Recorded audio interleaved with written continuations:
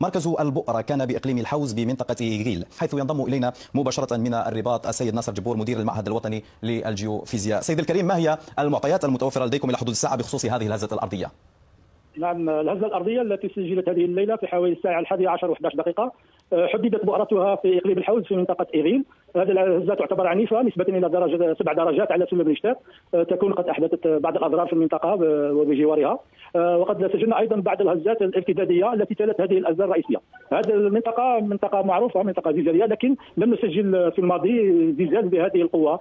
تعتبر أول مرة بالنسبة للمرصد تسجيل هزة بهذا العنف في هذه المنطقة. يمكن أن يرجع ذلك إلى فوالق في المنطقة، نظرا أن تشكيل هذه السلاسل الجبلية يعود أصلا إلى حركات تكتونية وزلازل متكررة عبر الأزمنة الجيولوجية. إذا هذه المرة لدينا زلزال عنيف، ونتمنى أن تكون الأضرار والخسائر طفيفة. نعم سيد جبور، هناك ترقب لدى المواطنين خصوصا بعد هذا الهزة الأرضية. كاين الناس اللي كيقول لك باللي واش تقدر تعاود هذا الهزة من هنا 5 دقائق، من هنا 10 دقائق، شو تقدر تقول لهم في هذه المسألة هذه؟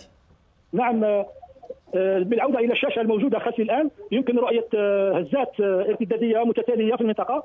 بعض هذه الهزات يمكن للساكنة أن تشعر بها، والبعض الآخر تلقى هزات أقل عنف لا يشعر بها الساكنة. لكن الآن يمكن القول أن مئات الهزات الارتدادية قد سجلت. كانت واحدة عنيفة بقوة 6 درجات تقريبا على سلم ريشتر، يمكن اعتبارها أعنف هزة ارتدادية. نعم. لكن تتالي الهزات هو متواصل كما يمكنكم مشاهدة ذلك من خلال الشاشة خلفي. نعم سيد جبور، هل تم تحديد مركز الهزة؟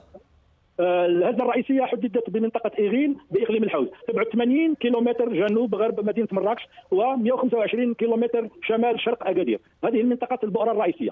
نعم سيد جبور، كيف تتابعون الآن الوضع في كل جهات المملكة؟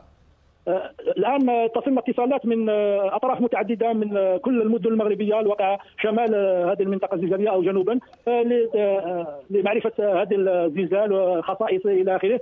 يمكن نقول بأن شدة الزلزال متغيرة وهي تتضاءل وتتناقص حسب البعد من البؤرة. شعرنا بالهزة في منطقة الرباط وما حولها. يمكن الدار البيضاء نسبة إلى المباني العالية يكون الإحساس أكثر، كلما ارتفعنا في المباني كلما كانت الشدة أو الإحساس بالهزة أكبر. نعم سيد جبور، إذن هناك تعبئة كبيرة. سؤالي، كيف تنسقون مع مختلف المتدخلين؟ طبعا تم الانذار على خصائص البؤرة، خصائص هذا الزلزال، اعطاء هذه المعطيات للجهات المكلفه بالتدخل السريع في المنطقه. والان ايضا نعطي بعض التوضيحات للمواطنين وللصحافه بمختلف انواعها. نعم، اذا سيد جبور، هل هناك ترقب في الساعات القادمه؟ ينتظر ان تتواصل هذه الهزات الارتداديه المسجله خلفي، يمكن تتواصل لبضعه ايام او حتى لبضعه اسابيع قبل ان تختفي. ونحن الان نراقب في الزمن الحقيقي ما يحدث في المنطقه. اين بالضبط ستتواصل هذه الهزات سيد جبور؟ هذه الهزات الارتداديه كتبقى في حدود تقريبا 30-40 كيلومتر حول البؤره الرئيسيه. نعم، اذا سنعود اليكم سيد ناصر جبور في باقي المحطات الاخباريه، وشكرا جزيلا على كل هذه